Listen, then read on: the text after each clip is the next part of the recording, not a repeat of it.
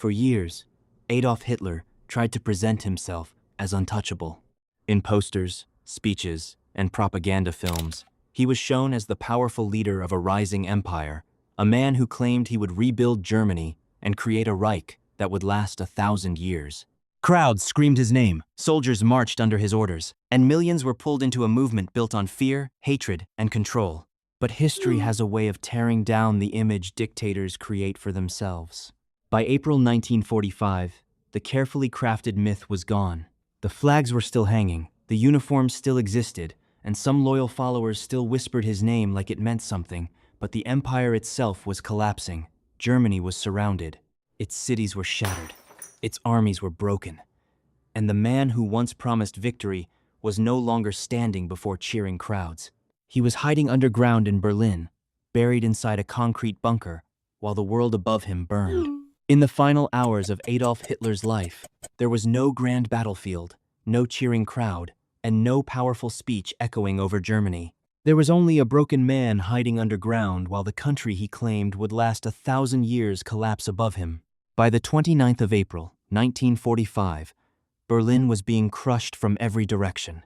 Soviet troops were already inside the city, artillery shells were shaking the streets, buildings were burning, and the Nazi regime was falling apart in real time. Hitler was not standing proudly with his soldiers. He was trapped inside the Führer bunker, a concrete shelter buried beneath the Reich Chancellery, surrounded by loyalists, secretaries, guards, and commanders who all knew the same thing. The war was over.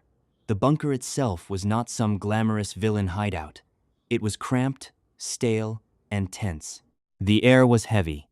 The walls shook from explosions, and people moved around quietly because nobody knew what mood Hitler would be in next. Above ground, Berlin was chaos. Civilians were hiding in basements, soldiers were dying in the streets, and the Red Army was closing in block by block. But underground, Hitler still tried to act like he had control, even though reality had already won. For years, he had built his image around strength, destiny, and total victory. He promised Germany power, glory, and empire. But in his last 24 hours, all of that was gone. The armies he once sent across Europe were destroyed or retreating. His closest allies were either dead, captured, betraying him, or trying to save themselves. The man who once demanded absolute loyalty was now watching loyalty disappear as fast as the world he created. One of the biggest shocks came when Hitler learned that Heinrich Himmler, one of the most powerful Nazi leaders and the head of the SS, had secretly tried to negotiate with the Allies. To Hitler, this was betrayal at the highest level. Himmler had been one of his most loyal men, involved in some of the regime's worst crimes, and now even he was trying to escape the sinking ship. Hitler reacted with rage, but his anger did not change anything. At this point, his orders were becoming meaningless. Generals could not move armies that no longer existed. Messengers could not fix a city already surrounded. Maps in the bunker showed imaginary possibilities, but outside, the Soviet advance was real. This contrast is what makes the final hours so strange. Hitler was still surrounded by symbols of power, but actual power had left him. On April 29, in the middle of this collapse, Hitler married Eva Braun. She had been with him for years, often kept out of the public image because Hitler wanted to appear fully devoted to Germany. But now, with death approaching, he finally married her in a small ceremony inside the bunker. There was nothing romantic or peaceful about the moment. This was not a wedding at the beginning of a future. It was a wedding at the edge of a grave. The city above them was being destroyed. The bunker was surrounded by fear, and everyone involved understood that this marriage would probably last less than 2 days. After the ceremony, Hitler dictated his political testament and private will. In those documents, he did not take responsibility for the destruction he had caused. He did not apologize for the millions of lives ruined by his war, his hatred, or his regime. Instead, he blamed others, repeated his old ideas, and tried to shape how history would remember him. Even at the end, when the evidence of failure was literally shaking the ceiling above his head, he still could not admit the truth. That is one of the most important parts of this story. Hitler's final hours were not full of wisdom or regret. They were full of denial. He had led Germany into catastrophe, but he still wanted to control the story.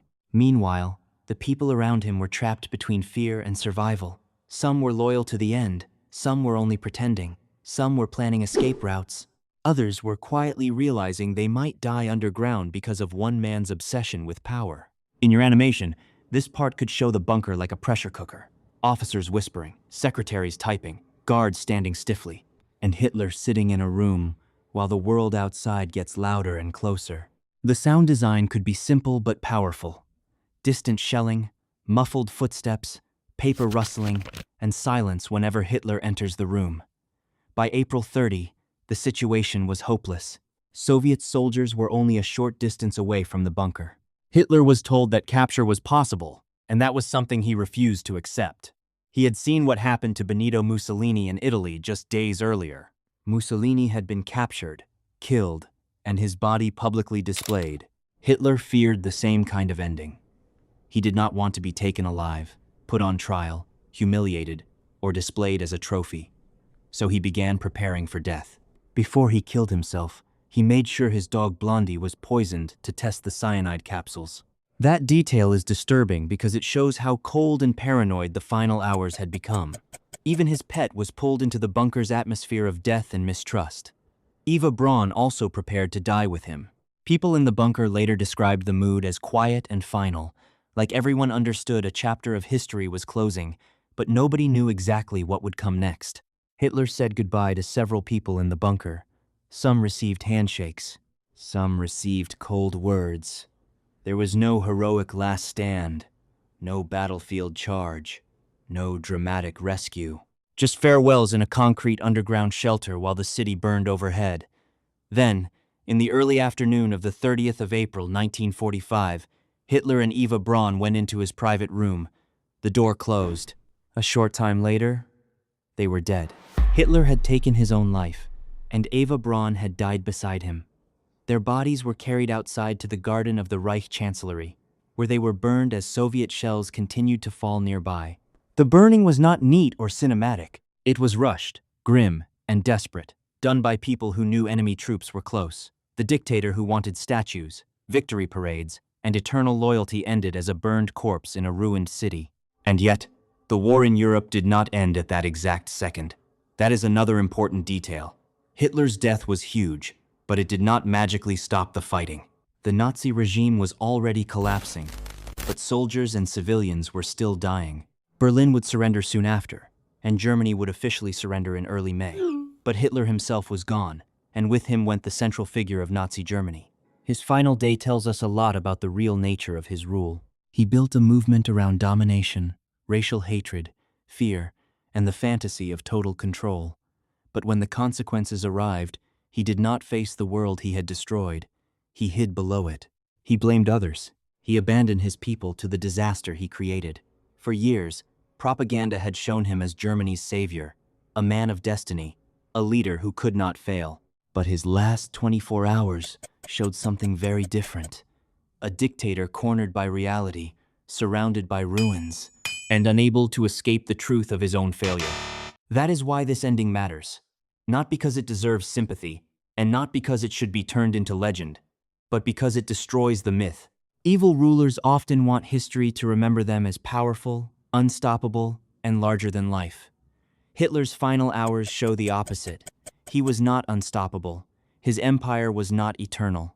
His promises were lies. And in the end, the man who dragged millions into war and genocide died underground, while the world he built collapsed on top of him. The final image should not be dramatic in a heroic way. It should be empty.